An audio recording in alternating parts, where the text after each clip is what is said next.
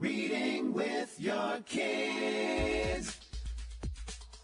Hola, ni hao, konnichiwa, assalamu alaikum, shalom, mahaba, cha, bonjour, namaste, jumbo. Bienvenidos, my name is Jedley, and this is Reading with Your Kids. We are coming to you from the beautiful historical neighborhood of Reedville, located in the southwest corner of Boston, Massachusetts. We are so very honored and so wicked happy that you're joining us in our mission to help all families grow closer through reading. Every episode is filled with fun, thoughtful, and inspiring conversations with amazing guests who just happen to be writing great books for kids of all ages. You can join us in our mission by telling all of your family and friends about the show, sharing it with your kids' teachers, librarians, camp counselors, youth pastors, and tuning into the show on the WREB AM/FM 24/7 radio network, the iHeartRadio app, Spotify, Apple Podcasts, Amazon Music, Good Pods, Audible, and just about anywhere you find your favorite shows, you can find Reading with Your Kids. We have a fantastic show lined up for you today. First up, Richard Ramos will be joining us. He is a parent on a mission. In fact, his service is called Parents on a Mission. Also joining us later in the show, the author of Papa Boar Snored, Gail Schlenger.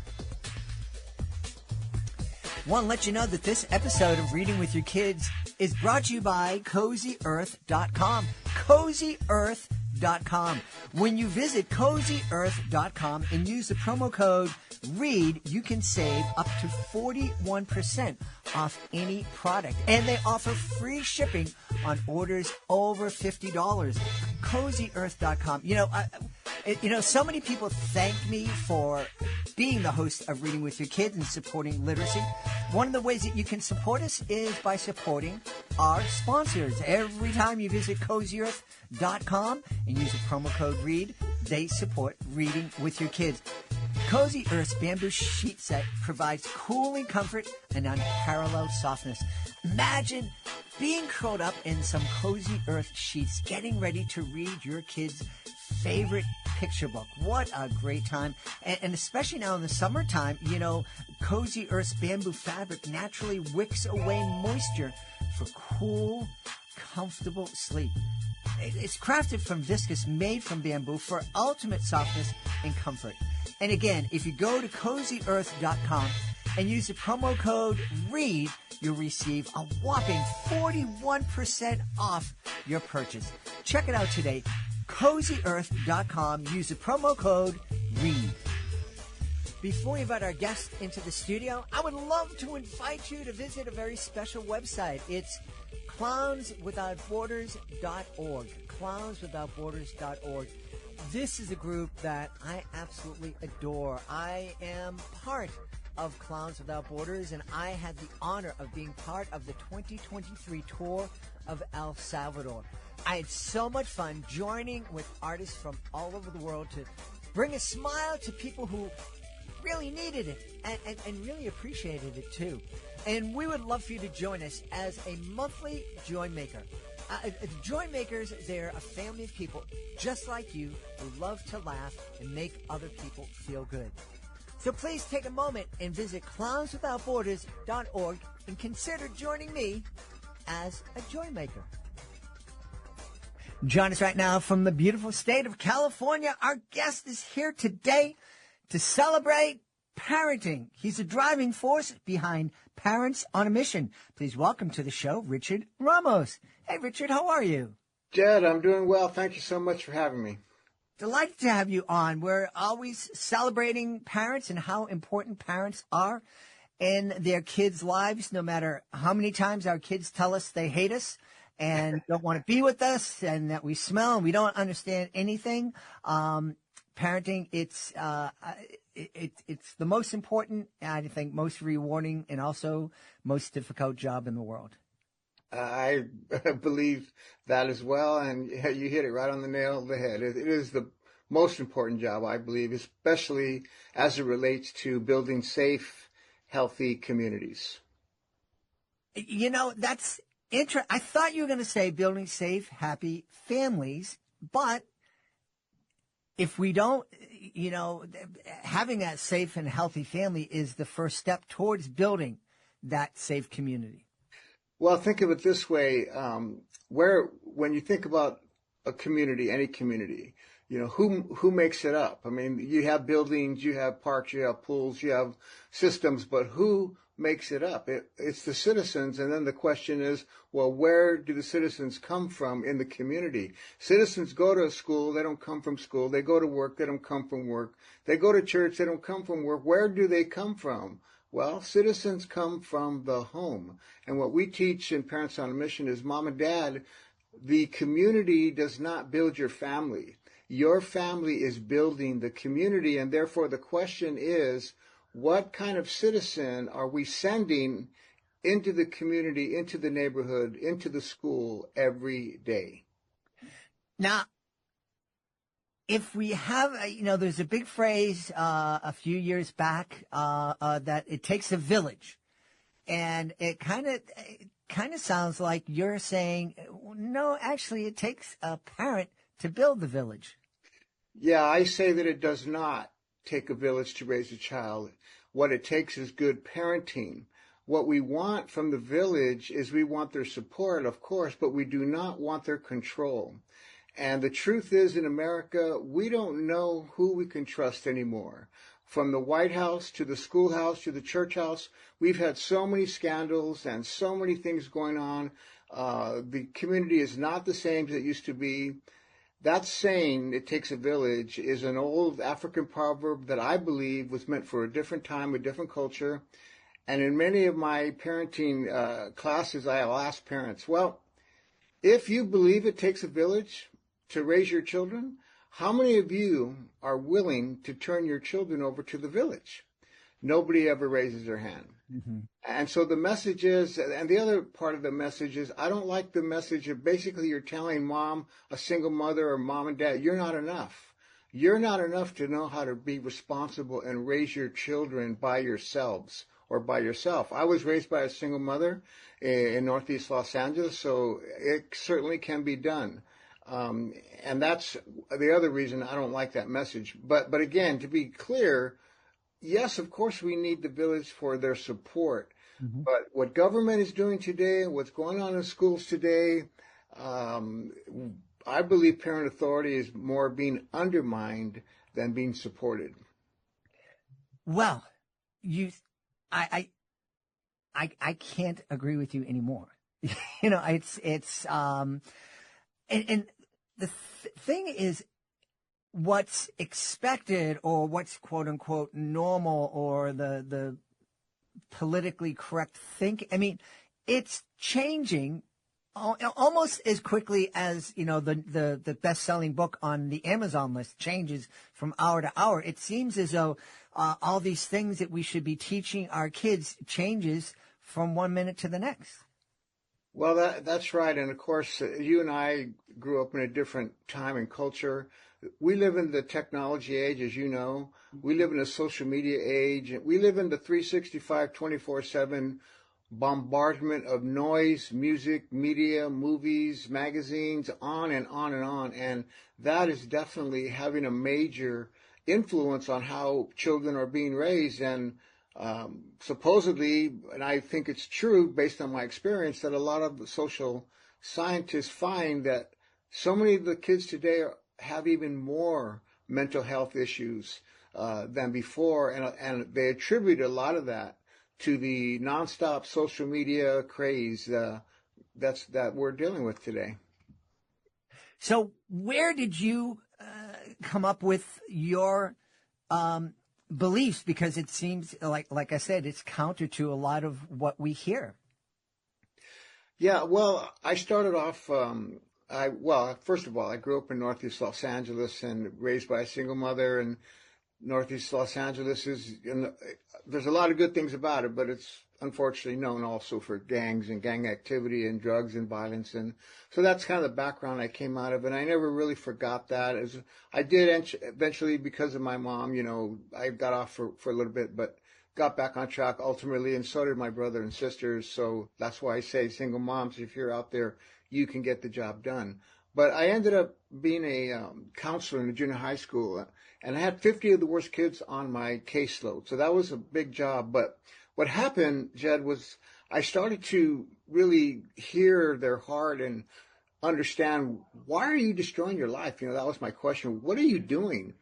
And they would open up. But eventually I said to myself, this was in the 90s, you know, I'm a young parent myself. I think I need to talk to mom and dad. And when I did, that's when everything changed for me. The light went on. I realized when I looked at all the dysfunction, no respect, no relationship, no communication, I said, if I want to help these students of mine, I need to help mom and dad even more. Mm-hmm. And that's when I decided to stop being a youth mentor and decided I would try to become a parent mentor. And and I'm trying still. I've been doing this for a long time. But I think just based on my upbringing, based on my faith, based on my athletic experience of being on a team and what it takes to be on a winning team, and the selflessness, mm-hmm. and all of those kinds of principles, I just started to share what I was doing. My kids and I, we were happy, and I just tried to do my best to pull from all the resources I could, share what I was doing, and over all these years, of course, I've been able to develop it into a strategic curriculum that we teach. So that's kind of the backstory of how all this got started. And one story I like to tell to end this. So I was at a birthday party one day, and a gang member had been killed. And at that time, I had a reputation for helping gang members getting out of the gang. And the grandfather, he was upset, and he came to me and said, Richard, look what's going on in our community. These kids being killed. You need to get them together and talk to you. They listen to you. And I said, well, yeah, I've always done that, and I will continue, but I don't think it's the best way to handle it. He said, what do you mean? I said, let me explain it to you this way. If you were to walk down the street here in your neighborhood, and you looked at all the flowers in the yards of your neighbors, and you saw that those flowers were dry and wilted and dying, who would you rather spend time talking to, the flowers or the gardener? And he looked at me and he said, wow. He said, I've never thought about that way. And I explained to him, the problem in the community is the parents want me to be their gardener. They want me. I explained to him, our flowers in our yard are just like our kids in our home. And I cannot be the gardener, the parent to everybody. And so that's how Parents on a Mission got started. Yeah. One of the things I noticed on your website is that your program focuses on the emotional growth and maturity of the parents instead of the kids. Talk about kind of a radical thought. Talk a little bit about that, please. Yeah, that's the, where it's an unconventional way that we go about it, because most communities, when they're having problems with youth, they're focusing on the problems that rebellious youth create. Parents on a Mission is focused on the problems that create rebellious youth. And usually that's what happens in the home. Mm-hmm. And what's different in Parents on a Mission, most parenting classes are teaching parents how to deal with their kids or fix their kids. Parents on a Mission is teaching parents how to deal with ourselves and fix ourselves, because so many of us have wounds, hurts, pains, issues we've been through from our family of origin. It could be abusive, or it could be just belittling. It could be a lot of things. The problem is we grow up and then we have kids and then we just repeat the cycle. Mm. So what I find that the foundation of everything else we're expected to do as parents has to be that ongoing commitment to emotional maturity. Some call it emotional intelligence. I like to call it personal growth. And so that's the first thing that we work on, because without that, and nobody's perfect. I mean, I mess up from time to time myself. We all do. That's not the point. But I'm aware of it. I own it. I apologize for it. And those are the kind of things that help win our children's hearts and minds and loyalty. Yeah. I look back at me before I got married, and how I looked at the world, and before I became a dad, and how I looked at the world, and where I'm at today. And I grew up a whole lot, thankfully, me and my beautiful wife raised two wonderful. They are now wonderful adults and members of the community. That's great. Thank you. It took a lot of work, and it took, I think, one of the hardest things, but definitely one of the things that was most helpful was me just being able to sit down from time to time and go, all right, I messed up.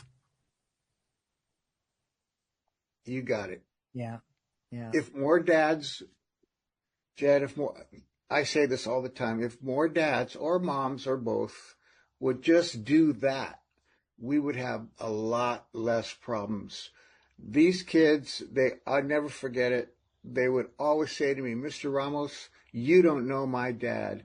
You don't know my mom. She never says, my dad's not going to apologize. My mom never says she's sorry. That's what they would tell me. And so imagine, being brought up in an environment like that where there's just no communication, there's no demonstration of what it means to be a mature adult and admit our mistakes and things like that. So it's huge, and we've seen some pretty good results. Yeah. Yeah. I think I've told this on the podcast. I remember there was a time, middle school was very difficult for my son, for a number of reasons, but I remember one night, it was just a repeating pattern every time something would go wrong and we try to address it with him. He would bring up, well, you didn't do this and you didn't, and all these other things. And finally one night I just said to him, tomorrow night, we're sitting down at 7:00 and I'm going to sit down with you and I'm going to listen. You bring up every single thing that I've done wrong and that I haven't addressed, and you tell it to me. I'll listen. We'll talk it out. We won't go to bed until we finish it. But I just want, but once we get it out there and once we address it, then it's done forever. We put it away and we're not using it as an excuse anymore. And I think he brought up two issues the next night. We put them away, and it made a huge difference in his life. Like you said, being able to sit down and go, okay, I hear you. I'm not listening to you. I'm going to make sure we do it tomorrow night. Let's get it and let's make it happen. And I bet if I were to interview him and ask him about that, he would talk about the impact it made on him, how much it meant to him, and to see you acknowledging, hey, maybe I'm part of this problem. Let's talk about it. It just goes a long way. So let's talk about parents on a mission. What if I were to sit down and work with you or with one of your coaches, what would the first steps be? Yeah, there's 6 major principles, the foundational principles, I should say, that we talk about. And the first one we've already mentioned is parent personal growth. And the whole lesson is, how do you grow? For example, if a parent said, okay, Richard, you convinced me I need to grow. How do I do that? And so that whole first lesson is we give some very basic steps on practices that you can do, principles you can do, so that you are growing in your emotional maturity. The second thing then we talk about is the proper use of authority, and how parents can earn and not demand respect for their authority. And so that's a whole lesson in itself when we talk about, again, parents not abdicating your role as the authority figure to the coach and the priest and the pastor and the soccer coach and everybody else. You're the authority figure in your children's lives. You need to be that person. But at the same time, we need to earn their respect for that authority when we say no, or we are guiding them and not, allowing them to do everything they want. We're exercising our authority. So that's a whole lesson. The third thing we talk about then from there is the proper use of discipline. And that's a controversial subject, but I don't know anybody else that addresses it like I do. I talk about spanking. I talk about the difference between punishment and discipline. They're not the same thing. And all of it just to help parents understand the purpose of discipline really is teaching for a positive outcome. It's not just giving somebody a penalty for what they did wrong and then that's the end of it. That's punishment. So the whole lesson is based on that, on the proper use of discipline. The reason I address spanking is because whether you like it or not or believe in it or not, a lot of parents do spank their children, but a lot of them are beating their children in the name of spanking, and that needs to be talked about. The other thing I don't like about it is if parents are spanking their children right away, they criminalize them and they want to take the kids away from them. And I know firsthand, these are not bad people. These are good people just doing the best they can. And most of the time, it's the way they were raised. Let's have a conversation. And we've seen so much turnaround in that. Mm-hmm. The fourth thing we talk about is community building, which it's really citizenship, as I already said earlier. What kind of citizens are we sending into the community, and helping parents understand how important building community in your home first. That's where kids learn citizenship, respect, how to talk to one another, how to respect authority, how to get along, how to have social skills, with brother, sister, mom, and dad. All of that is learned in the home. And so we make it intentional that parents understand, because we teach something called separation for preparation and infiltration, not isolation. And what that means is we are preparing our children to separate from us one day and be a productive citizen, as you said about your two kids. And we don't want to isolate them from the real world, because then they won't know how to function. But when we've given them character, and I call it inoculating or vaccinating them with character and integrity and family values, now we've given them a protection to all the temptations and environment toxins out there, and they're infiltrating the darkness as a light, an example of what it means to be a good son, a good daughter. So that's what I call it, community building, because we're raising citizens. And then fifth, we talk about reconciliation, because most, if not all, families have problems. That's not abnormal. It's very normal. That's not the issue. The issue is, what do we do about the problems that we had? And so many times they're just swept under the rug. Nobody wants to talk about it. Nobody says anything. Now it's Christmas. Now it's birthday. Now it's Thanksgiving. And, we have all these underlying issues, but everybody puts on their face, and that just becomes a very dysfunctional culture in the family. So we talk about how do you reconcile if there's been an argument or some kind of broken relationship between whoever it might be. In this case, it's mostly between dad and kids and mom and kids. That's what we're focused on. And then the last principle we talk about is loyalty. And how do you win the loyalty of your children? Because I say that if you as a mom and a dad, if you're taking the loyalty of, especially today with social media influencers and all the temptation that's out there, if you're taking their loyalty for granted, that's a big mistake. And this is something that we have to be aware of. We're being undermined.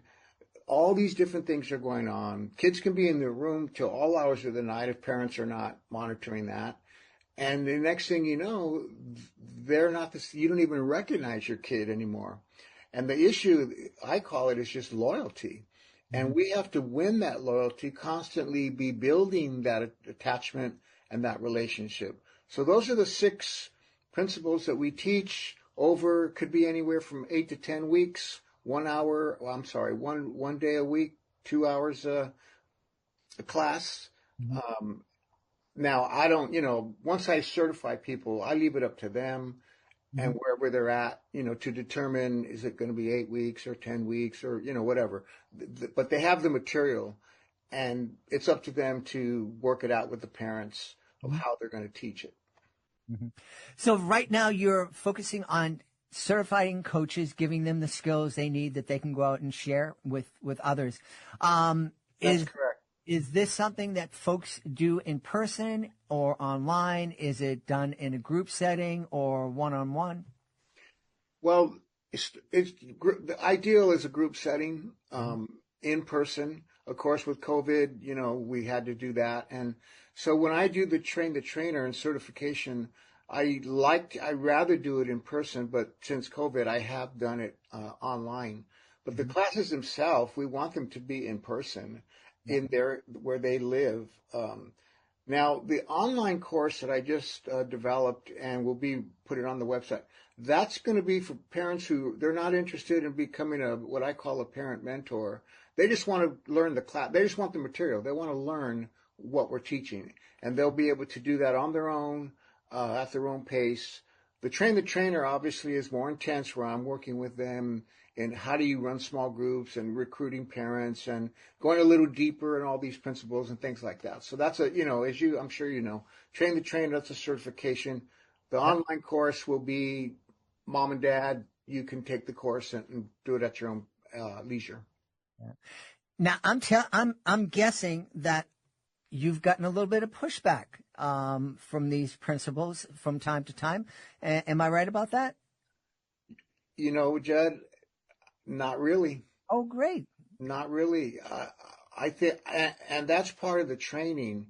It's the way that we deliver it. You know, we make sure, listen, mom and dad, we are not blaming you for everything, but we are naming you as the number one asset in the community and how important your role is. And I think when parents see that, hey, we're just like a coach who's telling you to do another lap or push up when you feel like you can't, but we want you to achieve your potential. So yeah, we're challenging you on these things, but only to make you better. And here's what I say. Here's another myth. So many parents feel like, oh yeah, parenting class for bad parents. I'm a good parent. I don't need that. And I say, no. Parents on a Mission is for good parents who want to get better, just like any other professional that goes to classes, takes online courses, doctors, lawyers, teachers that go to conferences. Why do they do that? Because they're bad? No. They know that they have to stay relevant, up to date, and they just want to keep getting better. Why should our kids expect anything different from us? So now I'm me. Maybe some of the people I've, trained, maybe they have received pushback, but I can't say I ever have. That's great. Well, you've been preaching to the choir here. I think these are all great pieces of advice. I certainly know that both my beautiful wife and I think we've grown a whole lot in our parenting and continue. Even though my kids are 29 and almost 32, we're still their parents, and we're still growing and trying to learn how to be the best dad I can be to my 32 and 29-year-old. Well, what you're doing now, we're in the coaching phase of parenting. We're coaches, like on the field, on the sideline, watching our kids play in the game of life, and we're coaching them. And it's great. Your adult children, my adult children. Between my wife and I, we're a blended family. We have 8 children. They're all adults. And so we are still coaching them. It's wonderful that they still come to us and seek our advice and, talk to us about stuff that's going on. And that's a beautiful parent-child relationship, even with adult children. Yeah. We should tell everybody where they can go to find out more about Parents on a Mission. Yeah, please, if you want more information or my books are on Amazon, but you can also get them at Richard R. Don't forget my middle initial, richardrramos.com. That's my website. I also have a podcast called the Parent Whisperer Podcast. So you can listen on Spotify or wherever you listen to podcasts. The Parent Whisperer Podcast.com. And you can go there and listen if you just want to listen. So that's where people can find me. We've had a great time speaking to the driving force behind Parents on a Mission.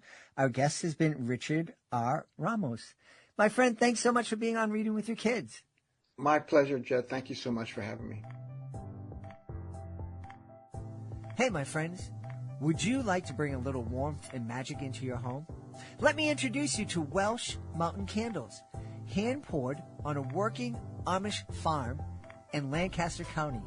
These all-natural, toxin-free candles are made from palm wax with a stunning crystallized glow, rich coconut apricot wax for a creamy finish, and essential oils for a pure, refreshing scent. Whether you're winding down, setting the mood, or just love a great candle, Welsh Mountain Candles are crafted with care and made to be shared. Visit WelshMountainCandles.com. Use the promo code JED10 for 10% off your order today.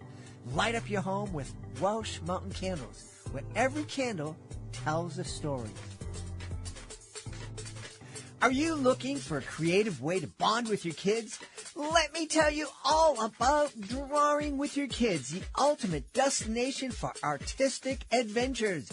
Join us as we dive into the wonderful world of children's books with renowned illustrators guiding you step by step. From beloved characters to whimsical scenes, unleash your imagination and create cherished memories together. Whether you're a seasoned artist or just picking up a pencil, there's something for everyone at Drawing with Your Kids. Please visit our website, readingwithyourkids.com, and click on the Drawing with Your Kids link at the top of the page and let the creativity flow. Drawing with Your Kids, where every stroke brings stories to life. Join us right now from right outside of New York City. Our guest is here today to celebrate her new picture book. Is called Papa Boar Snored. Please welcome to the show, Gail Schlenger. Gail, how are you? I'm good, Jed. Thank you so much for having me. I'm excited to be here. I'm excited to have you on. Gail and I were chatting. She attended college here in the Boston area. I am very familiar with where she lives in the world. So it's kind of like we're neighbors and we're just meeting over the fence for, a cup of iced tea or something. Yep, we're friends. We're good friends already. Talk to us about Papa Boar. This guy is snoring, keeping everybody awake. Yeah, Papa Boar, got a noisy Papa who is keeping everybody awake, and little Boar has finally had enough. He gets annoyed, and he tries to solve the problem. He comes up with some sorts of imaginative, sometimes silly strategies. Some of them backfire. Some of them almost work, and he eventually comes up with a solution, only to discover, spoiler alert, that Mama Boar is snoring. Oh, no. So it's got a twist at the end, and it's got some lovely, rich illustrations and language that's engaging for kids. And, I'm getting very good feedback. Kids are saying, read it again, read it again. So that's magic to my ears. Yeah, I'd like to talk about that for a minute. We've talked here on the podcast lots of times. Parents are like, "Oh, I got to read that book again. It's 500 times." But what is it like as an author to go in and read it to a group of kids, either in a school or a daycare or at a library or a bookstore, and have them say, "Read it again, read it again"? What does that feel like? That is, like I said, music to my ears, because it says to me, the story is not just a funny read aloud. There are so many layers underneath it, and it's really about connection. Mm-hmm. It's about children connecting to the main character, to Little Boar, to Little Boar's emotional journey, to identifying with the emotions that he's going through, and understanding on some level, whatever level they can understand, that they have similar emotions. So it's sort of a mirror to their own young lives and their emotional growth. And they're getting something out of this. They're either enjoying the character, they're enjoying the story arc, they're enjoying the illustrations, or they're enjoying the emotional connection. And then they like that surprise ending. So here is a story that has kind of drawn them in. And they also have a connection with their reader, which I always feel like is a gift to them anyway. Anytime you spend time reading to children, you're giving them a gift, and nurturing sort of a lifelong love of reading. So all of those things, the connection they have with their reader, the connection they have with the character, it's like, I want to feel that again. That's a good feeling to me. That's what they're saying when they say read it again. And so to me, I would just open the book again and read it again. Yeah. Oh, talk a little bit about that connection. What is it about Little Boar that you think kids are connecting with so well? Little Boar is a child.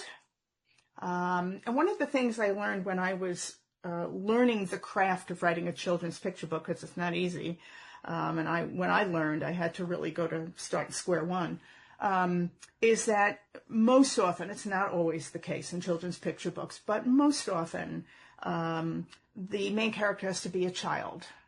And the child faces the obstacle, the challenge, and the child has to solve the problem. And through that journey, the child experiences a lot of emotions, and children experience, we all do, experience emotions, sometimes really big feelings that can feel very overwhelming. Mm-hmm. And to see a child character, like me, if I'm the reader, going through this, feeling impatient, feeling frustrated, feeling angry, feeling sad, and then trying different things and maybe getting angrier or more frustrated or more impatient because things are just not working. And how many times have kids experienced those emotions? Mm-hmm. And then saying, oh, wait a minute, he's trying different things and he's using what we would call problem-solving skills. So kids are learning about persistence and patience and creativity and resourcefulness and flexibility and resilience, all of those things that we want to give kids in their problem-solving toolboxes. Mm-hmm.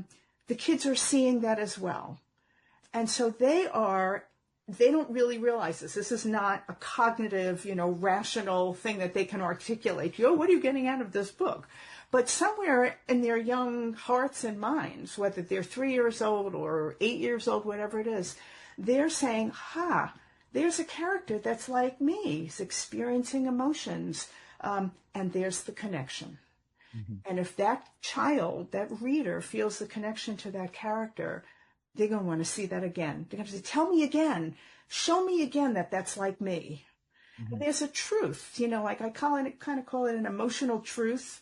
I'm not taking ownership of that. That's true for so many children's picture book authors. But in my stories, this one and stories that are to come out, there's that emotional truth of kind of the messiness of our lives. This is the truth of our lives, that things don't always go the way we plan, that we do have big feelings, that we have to try to overcome them, label them and understand them and see where they're coming from and manage them. And this happens cyclically and consistently in our lives. We always have these big emotions. So again, it's that child connecting with that and seeing that on some level and saying, I got to see that again. And that's where the read it again comes in. That's the connection. You mentioned kids feeling emotions.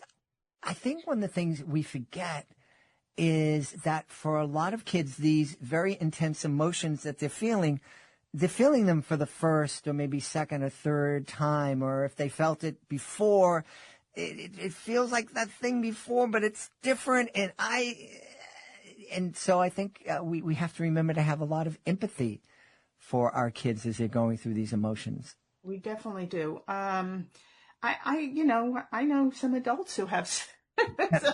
I know lots of adults.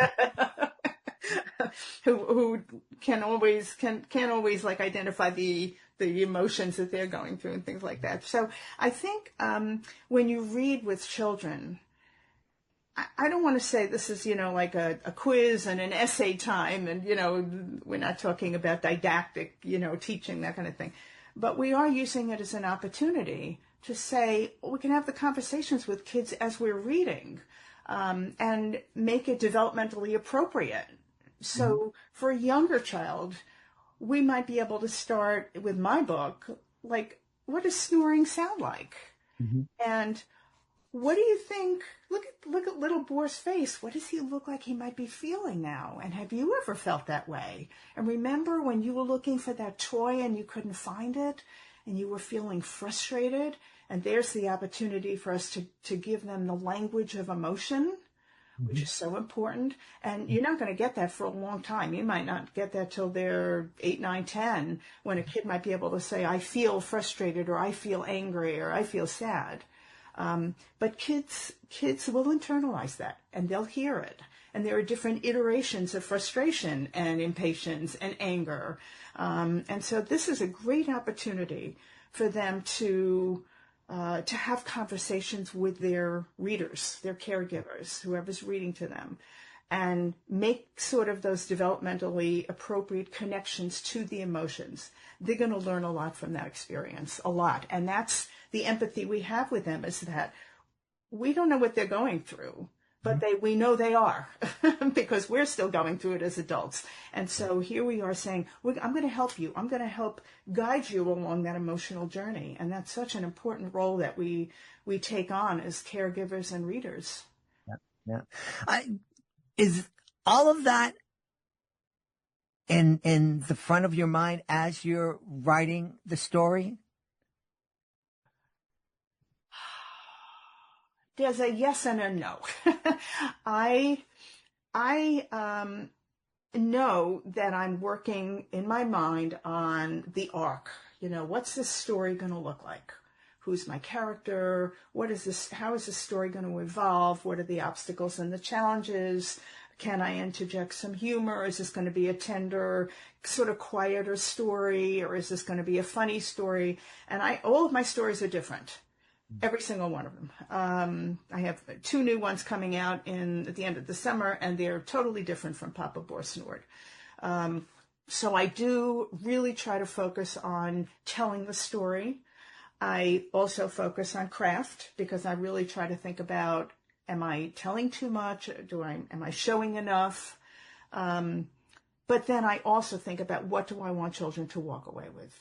Mm-hmm. And most often there is the emotional journey. I would say, if I had to have an umbrella term for what I want kids to walk away with, it would be the emotional journey, the path that the character follows, that they can identify with. And I make sure that that's part of the story as well.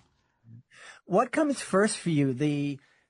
I want to talk about this emotion, or the idea that there's a little boar whose dad keeps him up all night long with snoring? Probably my preoccupation is telling the story, because as a writer, I have to get it into a form where I can eventually get it into kids' hands. Mm-hmm. And I have to make sure that manuscript is fully edited and says everything that I want, matches my vision.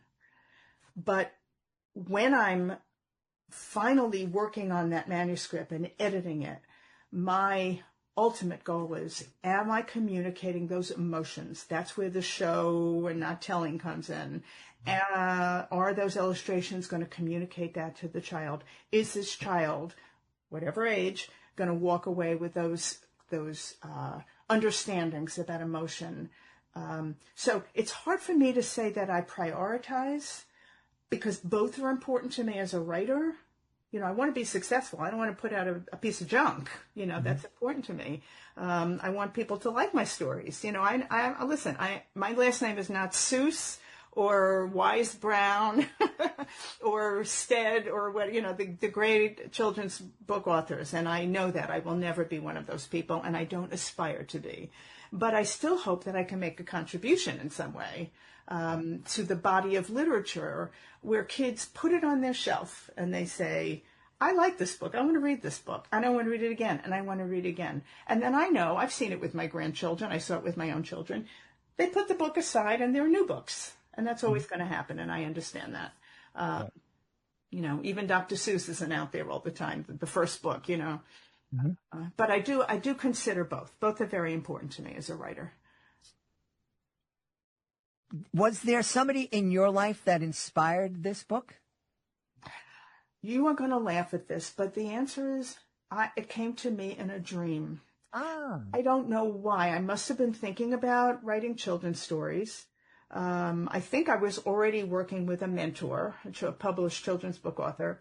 And in the middle of the night, I came up with this Mr. Boar Snored. That's what the name of it was originally.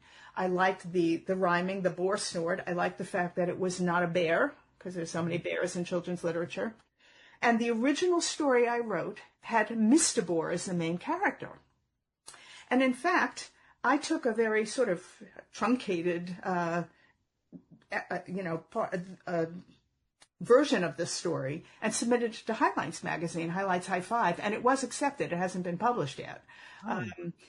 And then when I started working with my mentor, I realized Mr. Boar can't be the main character. And so that story went through a whole bunch of revisions until it became Papa Boar Snored. But no, it was not, no inspiration on that one. Although some of my other stories do have inspiration, but not this one. You seem very intentional in your career. We've had a lot of authors come on that have said, I never thought I was going to be a kid's author, but I was looking for a book for my kid about this, and I thought I couldn't find it, so I decided I'd write one. From our conversation before we started recording to now, it sounds like this was a journey that you intentionally set out on. Okay, so little background, many, many, many years ago, I had actually written 3 children's stories. I thought they were cute. I really liked them. I never decided that I was going to publish those. I just kind of put them away. And then kind of, life got busy. I was pursuing higher education. I had a career in teaching. I had a family. So I never really thought about anything until I retired. Mm-hmm. And about 2 years into my retirement, after thinking about and worrying about what am I going to do, I used to, when I was teaching, I had structure to my day. I had a purpose to my day. This was during COVID, and I did the best I could with creating a structure and a purpose to each day. I ended up connecting with a person who had been a teacher at my school. And she did not do anything with writing coaching of children's books, but she recommended SCBWI. Mm-hmm. I joined that, and through a peer group, I ended up finding out about the name of the person, this published children's author, who did mentoring. So I applied to her mentoring program, was accepted, and she worked with me. And I started from square one to learn how to be a picture book author. So I wouldn't say it was ever like, oh, I am going to be a picture book author. Or now that I've retired, now I'm going to be a picture book author that I always wanted to be. But it just kind of fell back into my lap, and it was almost like a full circle of, mm-hmm. You had written those stories long ago, which, by the way, I found out were really poorly written and not well crafted. They could never be published today. I still think they're cute stories. It's kind of like what I do in my own life. When I'm determined to do something, I follow through. And the same was true for my publishing. I am, with full transparency, this book is self-published. Mm-hmm. And I did try to go the traditional publishing route. And I had some nibbles, and it takes a lot of time and patience. And I knew I wasn't getting any younger. And I said, but what's my goal? My goal is to get my books into children's hands. Mm-hmm. And I'm going to make it happen. And it was daunting. I had no idea how to do this at all. But I had attended a webinar. I heard a speaker who talked about self-publishing. And one thing I have learned, and it's a valuable, lesson that I would want to communicate to everybody out there who's an aspiring author or aspiring to do something. I've learned that when you reach out to others for help, mm-hmm. they're very generous with their time and their expertise.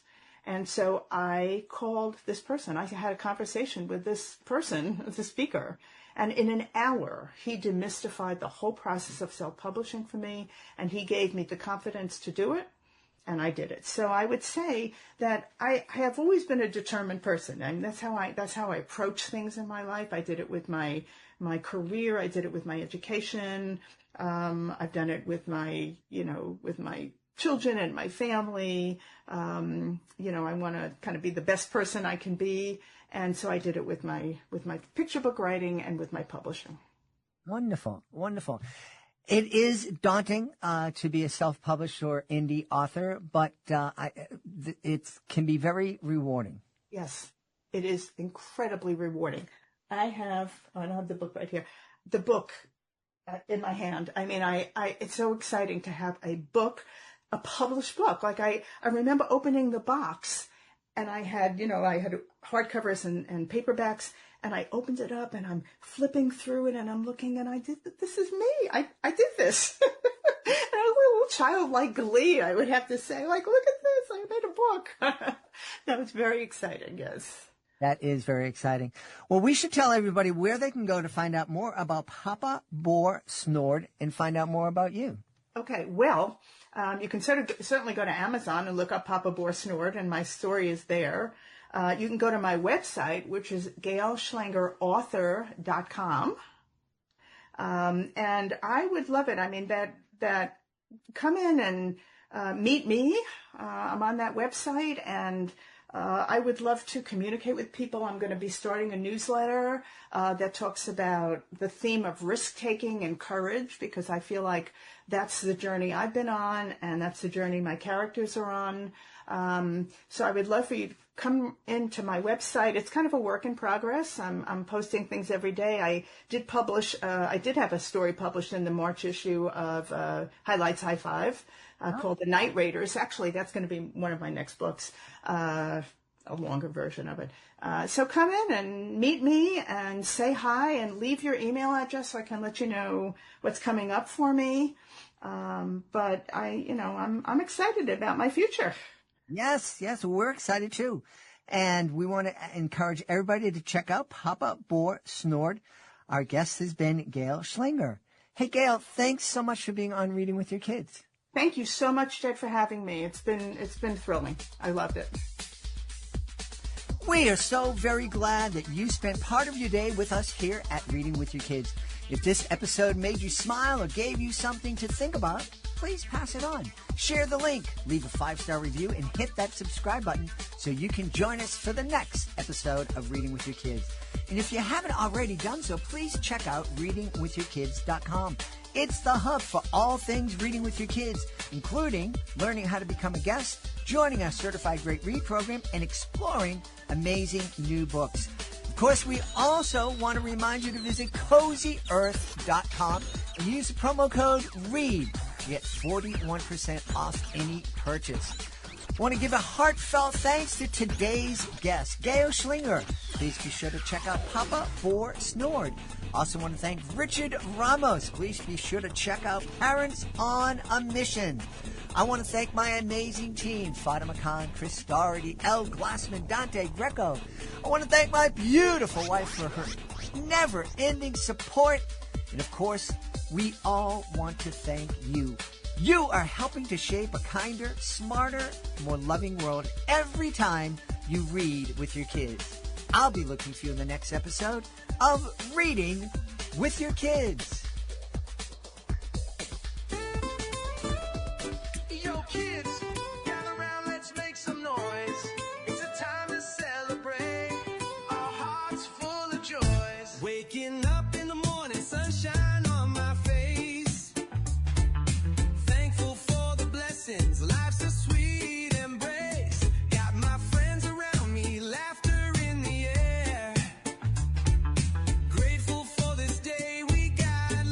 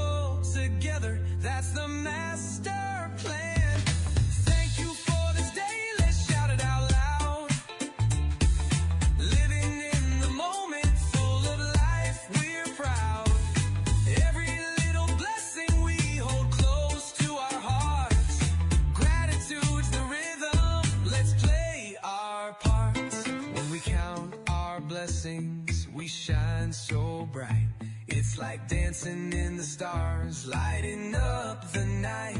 With each word of thanks, we create a flow. Kindness and love, let the gratitude grow. Every laugh, every smile, it's a treasure to find. Together as a team, we're one of a kind. So let's spread this love, share the joy all around. Teaching one another, in gratitude we're bound. Whether it's the sunshine or the rain that may fall, thank you for this day, let's be grateful for it all.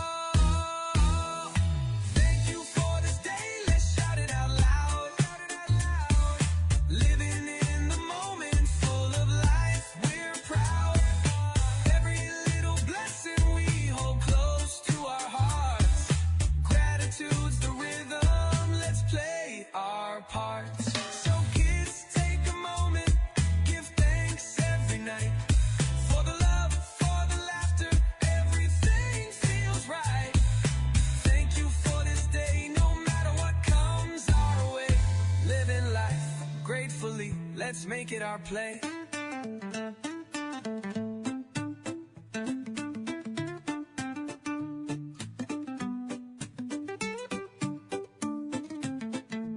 So kids, take a moment, give thanks every night.